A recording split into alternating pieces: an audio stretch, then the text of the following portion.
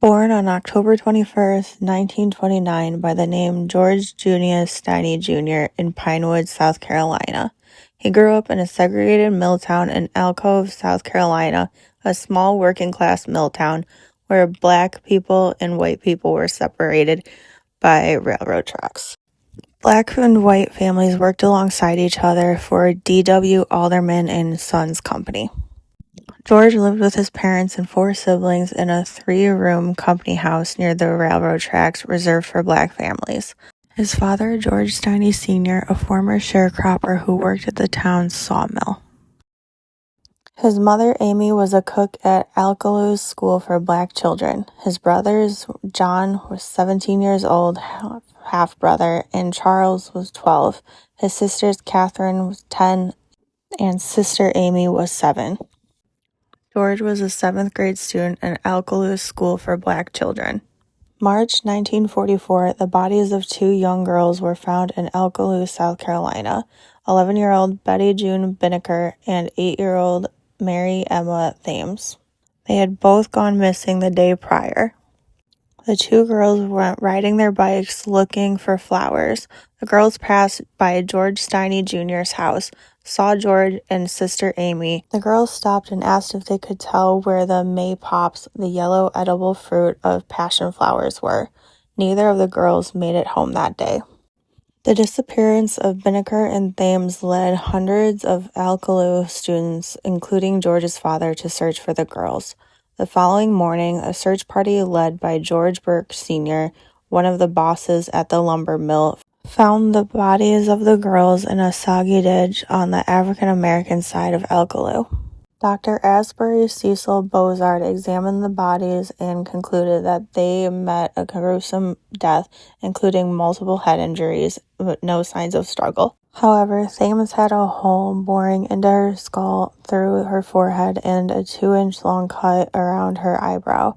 Binnicker had 7 blows to her head and later reported her skull was nothing but a mass of crushed bones. He concluded the girls were attacked by a round instrument about the size of a hammer.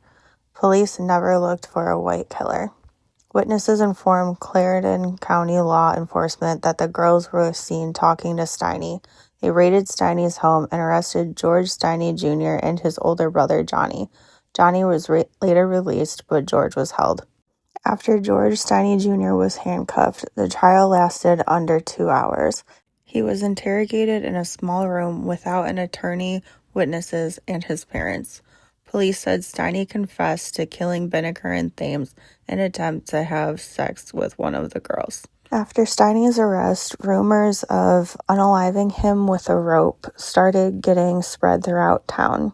Police kept Stinney's whereabouts secret. A month after the passing of Binnicker and Thames, the trial began at Clarendon County Courthouse. Charles Plowden, attorney appointed to Stinney by the court, did little to nothing to defend George Stinney Jr. During the 2-hour trial, no evidence substantial enough could be produced to protect George, and most concrete evidence presented against him was his alleged confession, even though there was no written record of his confession. He was surrounded by 1,500 strangers and hadn't seen his parents in weeks. Deliberation barely took 10 minutes. He was found guilty by the all-white jury that didn't recommend mercy for him. On April 24, 1944, Judge P.H. Still of King Street sentenced George Stinney Jr. to be unalived by electrocution. Leading to the electrocution, protests across South Carolina started getting mounted.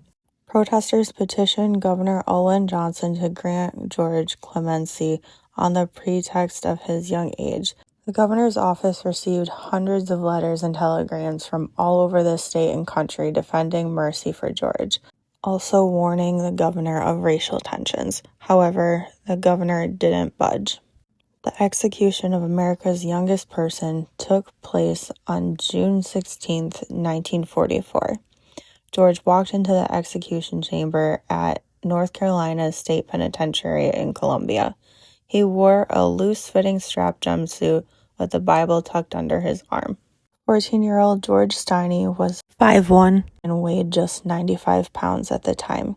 They were strapped into an adult-sized electric chair. his small frame making it difficult for the state electrician to struggle to adjust an electrode to George's right leg. The mask used was too big to cover his face. Before execution, Stinney was asked if he had any last words. He replied, "No, sir." The prison doctor asked, "You don't want to say anything about what you did?" George replied, "No, sir." Reportedly, officials turned the switch and 2,400 volts surged through Stinney's body that caused the mask covering George's face to fall off. Witnesses present in the room said George's eyes were wide and teary, and saliva was emanating from his mouth. After 2 more jolts of electricity, George Stinney Jr. was pronounced unalived. In 2004, the re-examination of Stinney's case began. Individuals in Northeastern University School of Law sought judicial review. In 2014, George Stinney Jr.'s conviction was overturned and he was exonerated 70 years after his unaliving. On December 14th, 2014, Judge Carmen T. Mullen, who overturned George's conviction, called the sentence a great and fundamental injustice.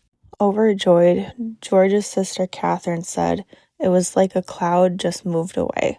When we got the news, we were sitting with friends. I threw my hands up and said, 'Thank you, Jesus. Someone has to be listening. It's what we wanted for all these years.'"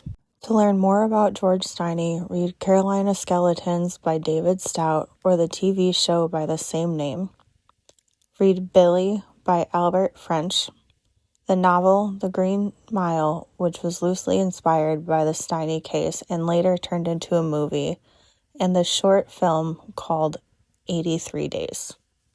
Thank you for watching Day 6 of Black History. If you like this video, please follow for more. As always, be kind and do something that makes the world a better place today, tomorrow, and for the future to come. Have a good one.